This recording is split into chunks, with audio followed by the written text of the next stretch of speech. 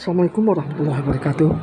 Alhamdulillahirrahmanirrahim. Wassalatu wassalamu ala asyrafil anbiya wal mursalin wa ala alihi wa sahbihi ajma'in. Sa'id bin al-Musayyab adalah seorang guru besar pada masa itu yang mempunyai majelis taklim yang sangat ramai. Pada saat itu di tengah-tengah majelis ada seorang yang sengaja disusupkan oleh tangan kanan Khalifah Malik bin Marwan yang ditugaskan untuk mengajukan pertanyaan kepada Sa'id bin al-Musayyab.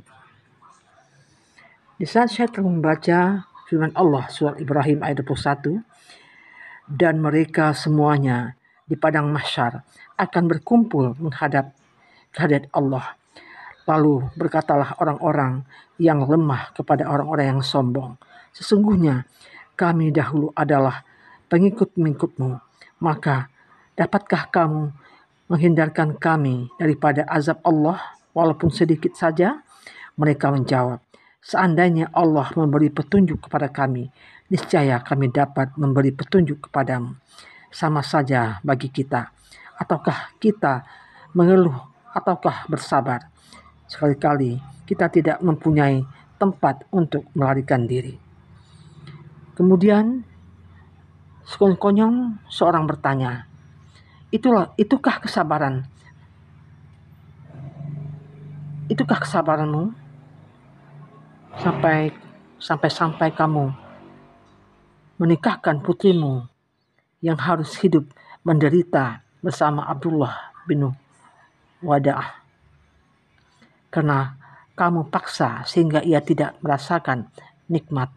Kamu memang bertawakal kepada Allah, tetapi kamu sekaligus juga telah menjerumuskan putrimu dalam kesengsaraan.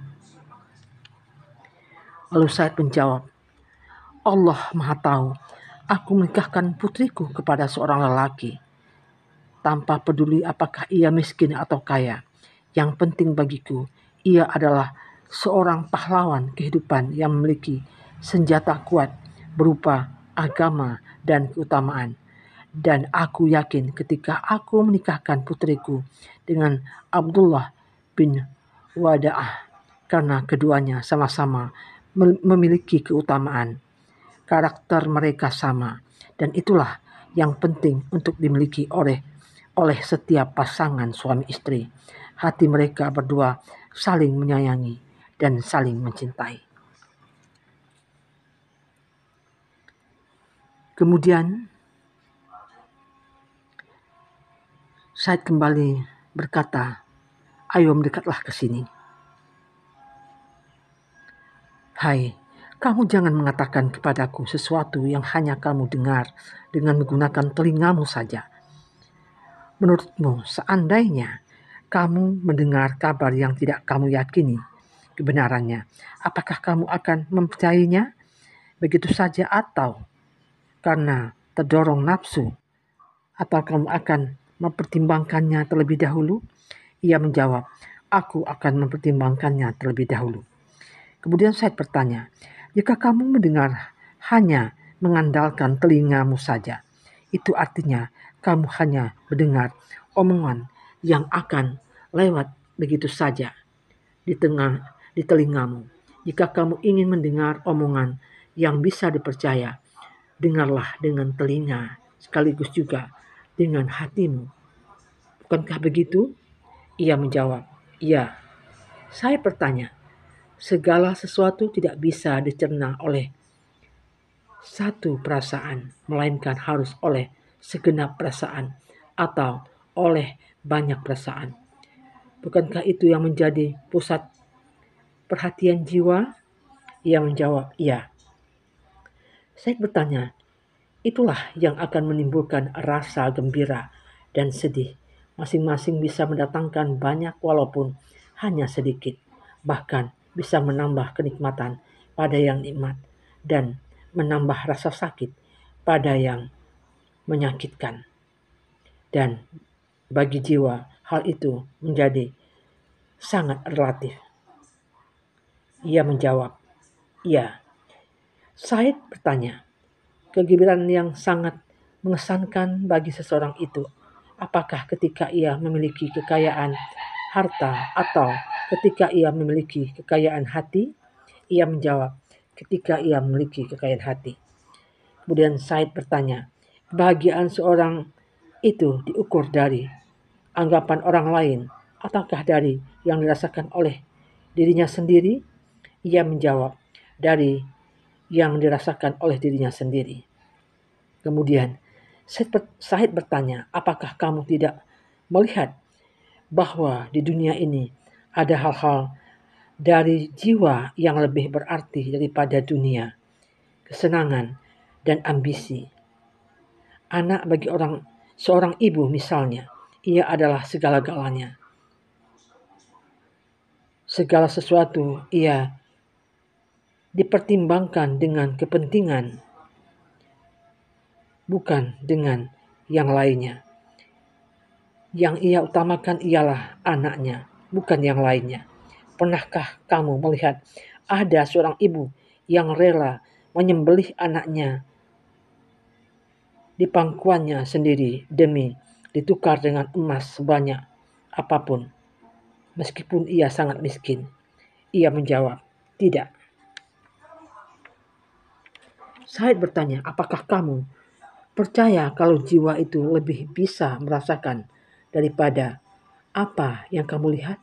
Karena hanya ia sendiri yang dapat merasakan, menggambarkan, dan merespon apa yang ada di sekitarnya.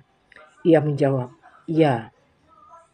Said bertanya, apakah kamu tahu bahwa setiap jiwa yang kuat selain alam di mana kita hidup ini, ia juga memiliki alam lain, yaitu alam pikiran dan perasaannya? Ia menjawab, iya. Kemudian Said bertanya, tahukah kamu jika seorang wanita bersedih atau bergembira atau berhasrat itu terjadi dalam alam pikirannya? Tahukah kamu bahwa segala sesuatu yang terkait dengan kecenderungannya muncul dari siratan-siratan hatinya, bukan dari isyarat-isyarat dunia? Dan tahukah kamu bahwa dalam kondisi ini ia hidup dengan hatinya yang tidak makan, tidak minum, tidak berpakaian, tidak mengumpulkan harta, serta hanya menginginkan perasaan saja? Ia menjawab, ya memang begitu.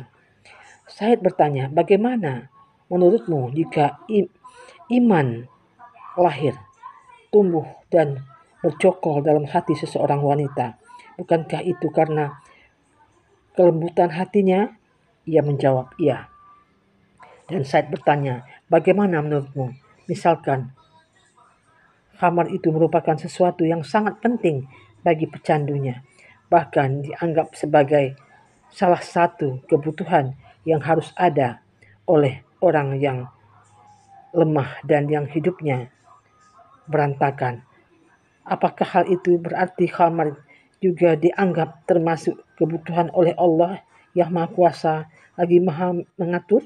Ia menjawab, tidak. Kemudian Said bertanya, apakah kamu yakin bahwa pada giliran nanti seorang manusia harus mengakhiri hidupnya di dunia? Ia menjawab, iya. Kemudian Said bertanya, apakah pada saat itu seseorang akan dicatat dengan data perutnya dan bagian sekitarnya atau dengan data segenap dirinya? Ia menjawab, dengan segenap dirinya. Kemudian Said bertanya lagi, misalkan kamu seorang serdadu sejati dan kamu yakin akan mati dalam pertempuran, apa yang sebenarnya terbayang oleh waktu itu? Kematian atau kehidupan? Ia menjawab, meyakini kehidupan pada saat seperti itu adalah khayalan. Said bertanya, pada saat seperti itu, apakah kamu akan berkhayal untuk lari pada kehidupan dan kenikmatannya? Ataukah kamu akan lari daripadanya? Ia menjawab, akan lari daripadanya. Menghayalkan kehidupan dan kenikmatannya pada saat seperti itu adalah konyol. Kemudian Said pun bertanya lagi, pada saat itu di mana kamu sudah dijanjikan kebahagiaan yang abadi? Apakah kamu tidak merasakan nikmat dalam kematianmu? Atau kamu justru merasa sedih atau tidak suka terhadap hal itu? Ia menjawab, aku akan merasakan nikmat. Kemudian Said berkata, kalau begitu, itu adalah kesombongan roh yang besar terhadap unsur pasir dan tanah dengan segala bentuknya walaupun dalam emas. Dan ia berkata, memang begitulah. Said berkata, jadi kalau begitu, terkadang unsur-unsur yang menyangkut jiwa itu dapat mengalahkan unsur-unsur duniawi.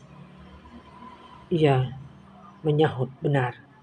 Kemudian Musaib akhirnya berkata, semoga Allah mengasihimu. Begitulah sikap pendirianku terhadap Amirul Mukminin dan putranya. Demi kebahagiaan kami mengabaikan harta dan kekayaan adalah rahmat Allah, bahwa setiap orang yang ditunjukkan kepada jalannya dengan agama atau hikmah, ia mampu menciptakan sendiri kebahagiaannya di dunia. Kendati pun di mata orang lain, barangkali hal itu dianggap tidak ada artinya. Sesungguhnya, kaya sejati ialah kekayaan akhlak, bukan kaya harta. Dan sesungguhnya, miskin sejati ialah miskin akhlak, bukan miskin harta. Assalamualaikum warahmatullahi wabarakatuh.